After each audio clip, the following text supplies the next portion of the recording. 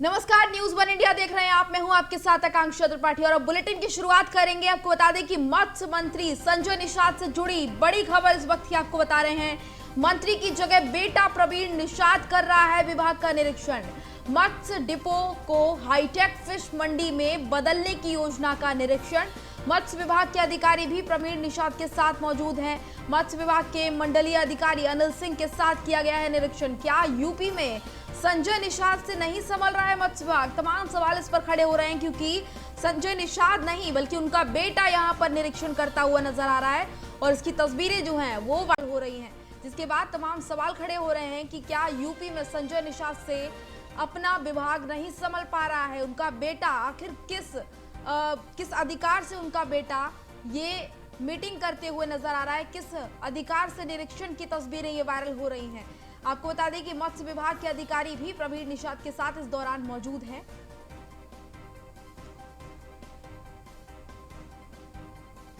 और आपको बता दें कि तस्वीरें वायरल होने के बाद तमाम सवाल जो हैं वो खड़े हो रहे हैं। संजय निषाद पर सवाल खड़ा हो रहा है, उनके बेटे पर भी सवाल खड़ा हो रहा है कि यूपी में क्या संजय निषाद से नहीं संभल पा रहा है उनका विभाग? उनके बेटे की निरीक्षण की तस्वीरें वायरल हो रही हैं। ये तस्वीरें आप देख सकते हैं जहां पर संजय निषाद का बेटा विभाग का निरीक्षण करता हुआ नजर आ रहा है और उसके साथ तमाम अधिकारी भी मौजूद हैं। मत्स्य मंत्री संजय निषाद से जुड़ी बड़ी खबर आपको बता रहे हैं। मंत्री का बेटा जो है प्रवीण निषाद विभाग का निरीक्षण कर रहा है। मत्स्य डिपो को हाईटेक फिश मंडी में बदलने की योजना का निरीक्षण चल रहा है और मत्स्य विभाग के अधिकारी भी प्रवीण निषाद के साथ इस दौरान मौजूद। आपको बता दें कि मत्स्य विभाग के मंडलीय अधिकारी अनिल सिंह के साथ ये निरीक्षण किया गया है और तमाम सवाल इस निरीक्षण के बाद खड़े हो रहे हैं। तमाम सवाल संजय निषाद पर खड़े हो रहे हैं कि आखिर ऐसा क्यों? उनके बेटे को यह अधिकार किसने दिया? क्योंकि मंत्रालय तो उनके पिता के पास है, तो बेटा क्यों निरीक्षण कर रहा है? बेटे को क्यों निरीक्षण करने के लिए कहा गया? आखिर किसने कहा? और इसी खबर पर हमारे साथ संवाददाता एसके वाजपेयी जुड़ गए हैं। इसके का रुख करेंगे। इसकी ये तस्वीरें जो हम देख रहे हैं इससे कई सारे सवाल खड़े हो रहे हैं। संजय निषाद पर तो सवाल खड़े हो ही रहे हैं, उनके बेटे के ऊपर भी सवाल खड़े हो रहे हैं तमाम तरह के।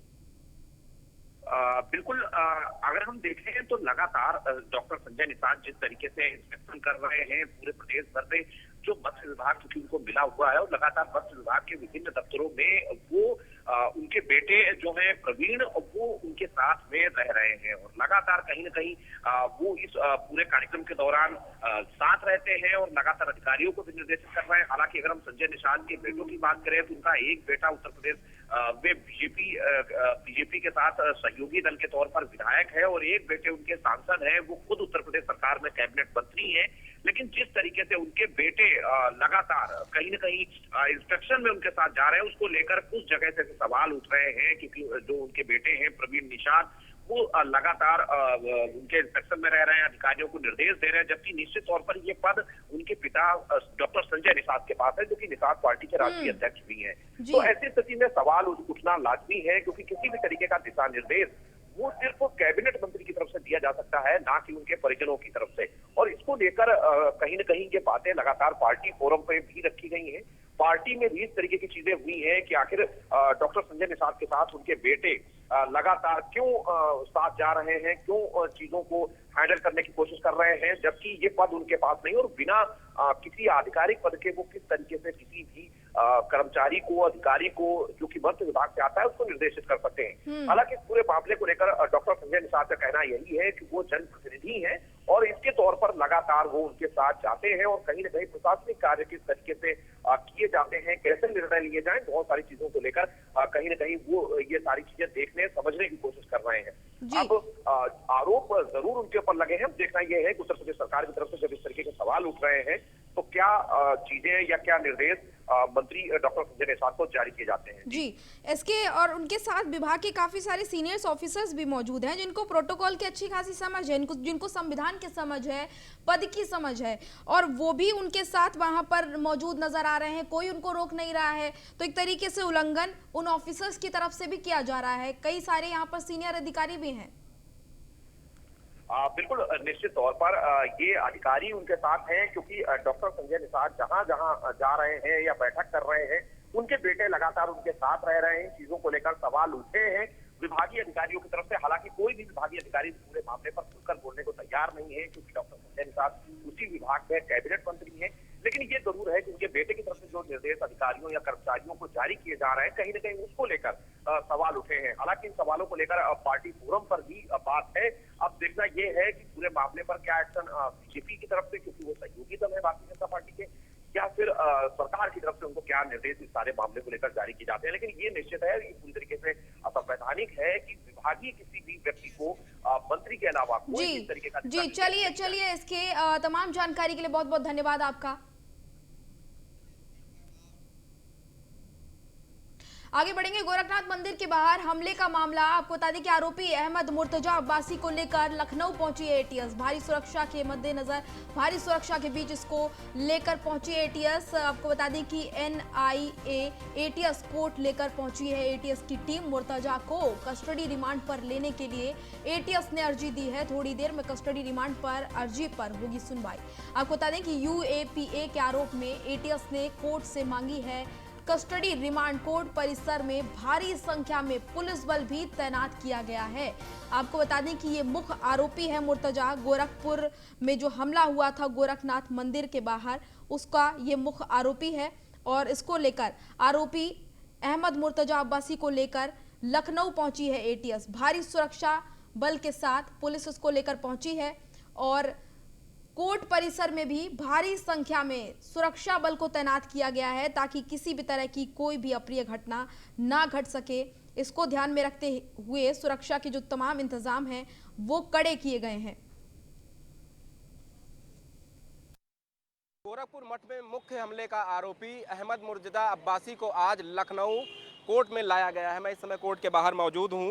मुर्तजा अब्बासी की अगर बात की जाए तो मुर्तजा अब्बासी के ऊपर इससे पहले यूएपीए लगाया गया था, क्योंकि एटीएस ने जब इससे कस्टडी में लेकर पूछताछ की थी तो तमाम सबूत एटीएस के हाथ लगे थे, जिसके बाद यूएपीए लगाने की कार्रवाई मुर्तजा अब्बासी के ऊपर की गई थी। आज गोरखपुर जेल से मुर्तजा अब्बासी को लखनऊ कोर्ट लाया गया है, जहां पर ये केस जो है एनआईए और एटीएस को हैंडओवर कर दिया गया है। क्योंकि जब मुर्तजा अब्बासी से पूछताछ हुई थी, पूछताछ में तमाम तथ्य निकलकर सामने आए थे, जिसमें ये पता हुआ था कि देश के आंतरिक और बाह्य सुरक्षा का मामला था, जिसके बाद ये केस जो है एटीएस और एनआईए को ट्रांसफर कर दिया गया था।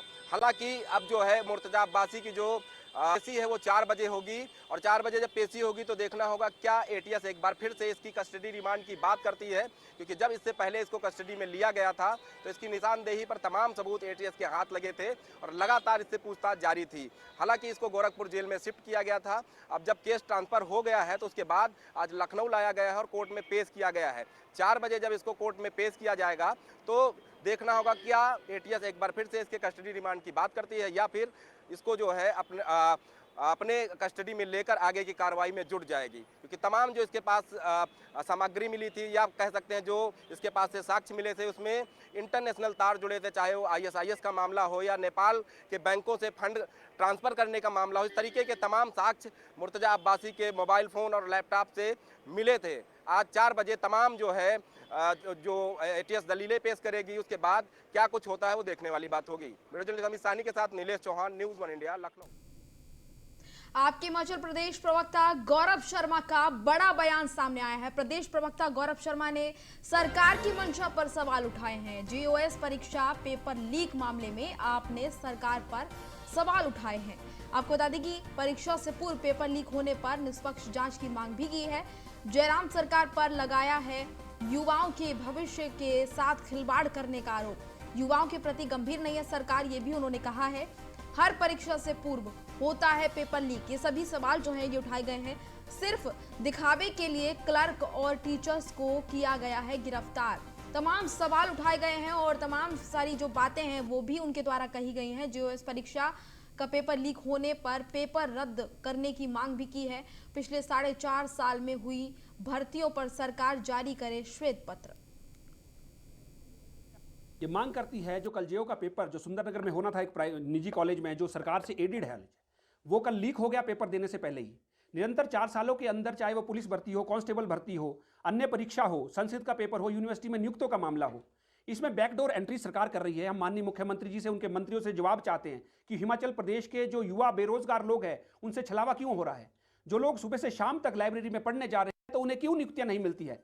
क्यों बैकडोर एंट्रीज की जा रही है? क्यों अपने चहितों को सरकार जो है बैकडोर एंट्री से लगा के नियमित कर रही है? सरकार इस पे जवाब दे, श्वेत पत्र जारी करे। हिमाचल प्रदेश में पिछले 4.5 वर्षों में जो भी नियुक्तियां हुई है उनके पारदर्शिता अगर उन्होंने बरती है तो वो पूरी जनता के समक्ष उसको लाया जाए। रामपुर में बना देश का पहला अमृत सरोवर, जिसे देखने के लिए खुद केंद्रीय मंत्री मुख्तार अब्बास नकवी रामपुर पहुंचे। जहां पहुंचकर पटवाई स्थित अमृत सरोवर योजना के तहत बनाए गए सरोवर का निरीक्षण उन्होंने किया। केंद्रीय मंत्री मुख्तार अब्बास नकवी ने कहा कि अमृत सरोवर के जरिए तालाबों का सुंदरीकरण किया जाएगा। साथ ही नकवी ने कहा कि जो सभी सुविधाएं हैं वो यहाँ पर मिलेंगी। यह अमृत सरोवर ग्रामवासियों और आसपास के लोगों के लिए बहुत सुंदर पिकनिक स्पॉट तो तय होगा ही, साथ ही परिवार के साथ नौका विहार और खाने पीने के स्टॉल के लिए भी यहाँ पर तमाम तरह की सुविधाएं मौजूद होंगी, जिसका लोग आनंद ले सकते हैं।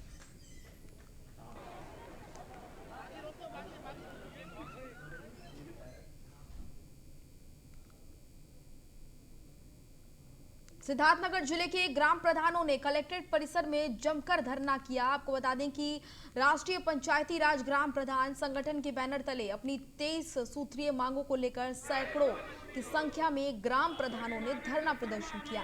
इस मौके पर संगठन के पदाधिकारियों ने मुख्यमंत्री के नाम पर डीएम को ज्ञापन सौंपा है।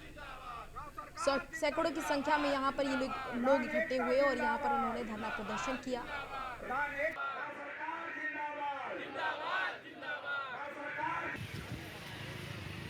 हम लोग मोबाइल मॉनिटरिंग द्वारा मनरेगा की जो हाजिरी भरी जा रही है, हम लोग उसका विरोध करते हैं, क्योंकि सिद्धार्थनगर जनपद बॉर्डर से सटा जनपद है और सरकार द्वारा भी एंड्रॉयड मोबाइल ग्राम पंचायतों को नहीं उपलब्ध कराए गए हैं। यही आरएस पीडब्ल्यूडी आदि कोई व्यवस्था नहीं अभी लागू की गई है। वो लोग अपना 400-300 लेबर लगा के अपना काम करा रहे हैं। हमारा दूसरा मामला है कि हमारे पंचायतों में ठेकेदारों द्वारा प्रशासन से काम कराया जा रहा है। आईडी बिना प्रधान के मोहर की निकाली जा रही है, बिना प्रधान के मोहर का भुगतान हो रहा है। इस पर रोक लगना चाहिए। तमाम तरह की 24 सूत्री हम लोगों की मांगे हैं और मांगे न पूरा होने पर हम लोग सड़क से सदन तक की लड़ाई लड़ेंगे। हम लोग और अखबार झांसी से, जहां पर न्यूज़ 1 इंडिया की खबर का बड़ा असर देखने को मिला है। नाली निर्माण में घटिया सामग्री की खबर दिखाई थी और उस खबर पर अब असर हुआ है। मोरानीपुर खंड विकास अधिकारी ने इसका दौरा किया है यहाँ पर और घटिया सामग्री को लेकर अधिकारी ने जांच के आदेश दिए। खंड विकास अधिकारी ने प्रधान सचिव को फटकार भी लगाई है। मोरानीपुर ब्लॉक के कदौरा ग्राम पंचायत का ये पूरा मामला है, जहां पर ये घटिया सामग्री नाली निर्माण के लिए इस्तेमाल की जा रही थी और इस खबर को न्यूज़ 1 इंडिया ने प्राथमिकता के साथ दिखाया, जिसके बाद इस पर संज्ञान लिया गया है और इस मामले में प्रधान और सचिव को फटकार भी लगाई है। खंड अधिकारी ने, मोरानीपुर विकास खंड अधिकारी ने दौरा किया और फटकार लगाई।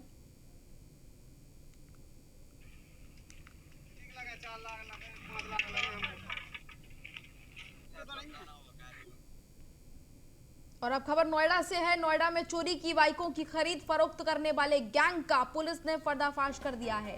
पुलिस ने चोरी की गाड़ी खरीदने वाले 3 लोगों को गिरफ्तार किया है। चोरी की 24 मोटरसाइकिल, 1 लोडर, 2 कटे हुए इंजन बरामद पुलिस ने किए हैं। नोएडा, दिल्ली, एनसीआर से लेकर अमरोहा तक ये गैंग सक्रिय था। गैंग ने दिल्ली की मायापुरी में बनाया था कारखाना। अंतर्राज्यीय वाहन चोर गिरोह से खरीदा करते थे ये वाहन। 2 पहिया वाहन ये खरीदा करते थे। चोरी के 2 पहिया वाहनों के पार्ट काट कर ये बेच देते थे। आपको बता दें कि पुलिस इस मामले में बड़ी कार्रवाई की है और पुलिस ने बड़ा खुलासा किया है। सेक्टर 58 पुलिस ने इस गैंग का खुलासा किया है। बड़ी कामयाबी पुलिस को हाथ लगी है। सेक्टर 58 पुलिस द्वारा एक जो चोरी का बाइक खरीदने वाला का गैंग का खुलासा किया है। पूछताछ में ये पता चल गया कि ये 6 लोगों का गैंग है, जिसमें चोरी करने वाला गैंग अलग है, जो अमरोहा जनपद का है, जो जोया करके एक कस्बा है, वहीं पे उन लोगों का गोदाम वगैरह है। और वहाँ से ये लोग क्या करते हैं, चोरी का बाइक्स जो एनसीआर में चोरी करने के बाद ये लोग अमरोहा में एक तरफ इकट्ठा करते हैं। इकट्ठा करने के बाद ये लोग एक पिकअप लोडर के माध्यम से जो दिल्ली में मायापुरी है, वहाँ जाके एक और कबाड़ी है वहाँ मायापुरी में, उन्हीं को बेच देते हैं और ये लोग आगे वहाँ से सेकेंड हैंड या उसको पूरा पार्ट्स से अलग अलग करके बेच देते थे। सेक्टर 58 पुलिस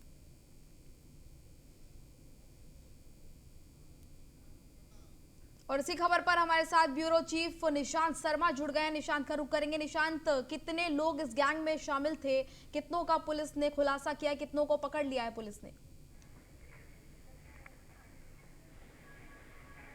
देखिए आकांक्षा, ये नोएडा एक बड़ी कामयाबी हाथ लगी है। जो चोरी की बाइक खरीदने वाला जो सक्रिय गैंग था उसको पुलिस ने गिरफ्तार कर लिया, जिसमें 3 अभियुक्तों को गिरफ्तार किया गया है। लगभग सैकड़ों की बाइक चोरी की ये लगभग खरीद चुके हैं। इनके पास से लगभग चोरी की 24 मोटरसाइकिल, 2 जो इंजन बरामद हुए हैं, एक जो गाड़ी बरामद हुई है और लगभग नोएडा, दिल्ली, एनसीआर से लेकर अमरोहा तक ये गैंग सक्रिय था। और लगभग दिल्ली के अंदर ये इन्होंने एक अपना अड्डा बना रखा था। जो चोरी की बाइकें वहां पर रखा करते थे, उनको काटा करते थे और फिर उनको बेचा करते थे, उनके पार्टों को बेचा करते थे। लेकिन ये देखा जा रहा है कि नोएडा पुलिस ने इस गैंग को गिरफ्तार किया है। लगभग इनके पास से अभी देखा गया है दिल्ली के अंदर लगभग 200 से अधिक मोटरसाइकिल इनके पास और चोरी की बरामद खड़ी हुई है। वहां पर नोएडा पुलिस का कहना है कि जल्दी दिल्ली पुलिस संयुक्त के साथ कार्रवाई करेंगे और कहीं ना कहीं इस गिरोह के अंदर 3 अभियुक्तों को, खरीदने वाले अभियुक्तों को गिरफ्तार किया गया है। इसमें 3 चोर अभी फरार चल रहे हैं जो चोरी कर नोएडा, दिल्ली, एनसीआर और अमरोहा तक चोरी किया करते थे। उनको भी नोएडा पुलिस कह रही है जल्दी गिरफ्तारी की जाएगी। जी, और जिनको पुलिस ने फिलहाल गिरफ्तार कर लिया है उनके ऊपर किस तरह की कार्रवाई पुलिस के द्वारा की जा रही है? देखिए, पुलिस का कहना है कि इनका आपराधिक इतिहास देखा जा रहा है। लगभग अब तक देखा गया है कि सैकड़ों बाइकें ये चोरी की खरीदा करते थे। नोएडा, दिल्ली, एनसीआर से चोरी की बाइकों को अमरोहा ले जाया करते थे और अमरोहा से लोडिंग के द्वारा दिल्ली ले जाया करते। दिल्ली में बाइकें काटा करते थे, काटने के बाद उनके पार्ट बेचा करते थे। पुलिस का यह भी कहना है इनके खिलाफ गैंगस्टर की कार्रवाई की जाएगी और आगे की जो कार्रवाई है वो लगातार प्रचालित रहेगी और इसमें संयुक्त कार्रवाई नोएडा और दिल्ली पुलिस द्वारा इनके जो छापेमारी की जाएगी इनके अड्डे पर, जहां पर बताया गया है कि अभी सूत्र ये है पुलिस के, नोएडा पुलिस के, कि वहां पर लगभग 200 बाइकें अभी और भी वहां पर खड़ी हुई हैं जिनको पुलिस उनके अपने कब्जे में लेगी और जल्दी और आरोपियों को भी गिरफ्तार करेगी। जी चलिए निशांत, तमाम जानकारी के लिए बहुत बहुत धन्यवाद आपका। आगे बढ़ेंगे। ग्रेटर नोएडा से खबर है, आपको बता दें कि फैक्ट्री में भीषण आग लग गई है और आग लगने से हड़कंप मच गया है, जिसके बाद दमकल की 4 गाड़ियां वहां पर पहुंची और आग बुझाने की कोशिश में लग गई। शॉर्ट सर्किट आग लगने की वजह बताई जा रही है, हालांकि अभी तक ये साफ नहीं हो पाया है कि आग लगने की वजह क्या है। आपको बता दें कि पूरा मामला जो है वो सूरजपुर थाना क्षेत्र के साइट सी का है, जहां पर एक फैक्ट्री में आग लगी है और आप देख सकते हैं कि दमकल की 4 गाड़ियां मौके पर पहुंची और दमकल कर्मी लगातार आग बुझाने की कोशिश में लगे हुए हैं। ग्रेटर नोएडा का ये पूरा मामला है। शॉर्ट सर्किट बताया जा रहा है कि हो सकता है आग लगने की वजह शॉर्ट सर्किट हो, हालांकि मुख्य वजह अभी क्या है इसका खुलासा नहीं हुआ है। और ये तस्वीरें आप देखिए जहां पर 4 गाड़ियां खड़ी हुई हैं दमकल विभाग की और लगातार आग बुझाने की कोशिश दमकल कर्मी कर रहे थे। और आपको बता दें कि ग्रेटर नोएडा के सूरजपुर थाना क्षेत्र का ये मामला है, साइट सी का, जहां पर एक फैक्ट्री में भीषण आग लग गई। और इसी खबर पर संवाददाता ललित पंडित हमारे साथ जुड़ गए हैं। ललित का रुख करेंगे। ललित, क्या पूरा मामला है, क्यों आग लगी है और क्या कुछ नुकसान भी इसमें हुआ है? जी बिल्कुल, सूरजपुर इंडस्ट्रियल एरिया में एक लकड़ी बनाने वाली फैक्ट्री जिसमें लकड़ी का फर्नीचर बनता है, उस फैक्ट्री में यहाँ पर आग लगी है। और आग लगने का जो कारण है वो शॉर्ट सर्किट होने की वजह से आग लगना बताया जा रहा है। यहाँ पर जो कर्मचारी जो कंपनी के अंदर मौजूद थे उनके द्वारा कंपनी से बाहर निकल करके अपनी जान बचाई गई। साथ में कर्मचारियों व अन्य लोगों के द्वारा भी तुरंत आग बुझाने का प्रयास किया गया। कुछ ही देर में वहाँ पर जो फायर ब्रिगेड की गाड़ियां पहुंचती हैं, तो वो 4 गाड़ियां वहाँ पर पहुंची और उन 4 गाड़ियों के द्वारा आग पर अभी काबू पा लिया गया है और अभी आग बुझा दी गई है। ललित, किसी तरह की नुकसान की भी जानकारी क्या मिल पा रही है? जी बिल्कुल, जो कंपनी के अंदर जो लकड़ियां रखी थी जिससे फर्नीचर बनाया जा रहा था, वो लकड़ियां जल करके राख हो गई हैं और भारी संख्या में, जो बड़ी संख्या में यहाँ पर लकड़ियां मौजूद थी, वो पूरी जल गई हैं। जी चलिए ललित, तमाम जानकारी के लिए बहुत बहुत धन्यवाद आपका। हमीरपुर जिले में आने वाले अलविदा जुम्मा और ईद के त्योहार को लेकर प्रशासन अलर्ट मोड पर है। डीएम और एसपी ने पुलिस फोर्स के साथ पैदल मार्च कर लोगों को शांति व्यवस्था बनाए रखने का संदेश दिया है। बता दें कि ईद के त्योहार को लेकर पूरे जिले में पुलिस रोज शस्त्रों को लेकर पैदल मार्च निकालती है और लोगों को समझाती है कि किसी भी तरह की कोई घटना ना हो। और लोगों को ये भी अलर्ट किया जाता है कि त्योहारों का सीजन है, ऐसे में लोग जो हैं वो भी अलर्ट मोड पर रहें ताकि त्योहारों में अराजक तत्वों के अंदर कानून का भय बना रहे। कई घंटों तक डीएम और एसपी के आला अधिकारी उनके अलावा जो हैं वो शहर में गलियों में गश्त करते हुए नजर आते हैं। शांति व्यवस्था बनी रहे, इसको लेकर पुलिस प्रशासन अलर्ट मोड पर है। हमीरपुर की खबर, जहां पर ये देखिए तस्वीरें आप देख सकते हैं, पुलिस पैदल मार्च करती हुई नजर आ रही है। त्योहारों के दौरान शांति व्यवस्था बनी रहे, उसके लिए पुलिस का जो प्रबंध है इसी को बताने के लिए और लोगों में एक शांति का माहौल बनाए रखने के लिए हम लोगों ने फ्री पेट्रोलिंग का कार्यक्रम चला रखा है। उसी क्रम में आज भी सारे अधिकारी, एसपी साहब, एडीएम साहब, एडिशनल साहब पुलिस के साथ बाजार में, पूरे जनपद सभी बाजारों में फुल पेट्रोलिंग और बाकी फोर्स का जो शाम की विजिबिलिटी है उसी के कार्यक्रम के तहत ये सब प्रक्रिया चल रही है। बिजनौर की पुलिस लाइन में पुलिस कर्मियों ने दंगा और बवाल का रिहर्सल किया है। आपको बता दें कि दंगा होने पर किस तरह से पुलिस उसको कंट्रोल करेगी, इसको लेकर बारीकी से रिहर्सल किया गया है, ट्रेनिंग कराई जा रही है पुलिस कर्मियों को। साथ ही दंगाइयों से निपटने के लिए किस तरह से आंसू गैस का इस्तेमाल किया जाए, लाठीचार्ज कैसे की जाए, फायरिंग कैसे की जाए, इस तरह की सभी चीजें सिखाई गई हैं। हथियारों का इस्तेमाल करना भी सिखाया गया है। और आपको बता दें कि इस रिहर्सल से बहुत ज्यादा फायदा पुलिस अधिकारियों को होने वाला है। इस मामले में एसपी धर्मवीर सिंह का कहना है कि आने वाले त्योहारों को देखते हुए शांति व्यवस्था बनी रहे, इसी के लिए पुलिस लाइन में, परेड ग्राउंड में ये पूरा जो रिहर्सल है इसको किया जा रहा है ताकि पुलिसकर्मी एकदम अलर्ट रहें और उनको पूरी जानकारी हो कि किस तरह से दंगों को कंट्रोल किया जाता है। इस मौके पर बिजनौर के SP doctor Dharmveer Singh, SP city Praveen Ranjan Singh, SP ग्रामीण राम अर्ज भी मौजूद रहे। आगे बढ़ेंगे। गाजियाबाद में तेजी से एक बार फिर से कोरोना पैर पसारता हुआ नजर आ रहा है। बीते 24 घंटे में कोरोना के 49 मरीज मिले हैं और गाजियाबाद में कुल कोरोना संक्रमित मरीजों की संख्या 273 पहुंच गई है। तो कोरोना के मामले अब लगातार बढ़ते जा रहे हैं। बीते 24 घंटे में 49 नए मरीज कोरोना के मिले हैं। गाजियाबाद में कुल कोरोना संक्रमित मरीजों की संख्या 273 हो गई है। तो बुलेटिन में फिलहाल इतना ही। मुझे दीजिए इजाजत। नमस्कार।